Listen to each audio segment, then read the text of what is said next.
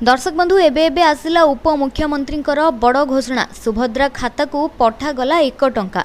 सुभद्रा खाता को वर्तमान जाई सारी 1 टंका। परीक्षामूलक भाव में योग्य हिताधिकारी खाता को 1 टंका लेखाएं पठा जाइछि। एने उपमुख्यमंत्री प्रभाती परिड़ा सूचना देइछन्ति। साहुरी मध्य कहिछन्ति जे परीक्षामूलक भाव में योग्य हिताधिकारी खाता को 1 टंका लेखाएं आज पठा जाइछि। शेष योग्य महिला पर्यंत योजना न पहुंचवा जाए रेजिस्ट्रेशन चलीथिबो। 17 तारीख को नहीं भयभीत हुअन्तु नाही। प्राथमिक भाव में प्रधानमंत्री जन्मदिन में एही टंका अकाउंट को जीव।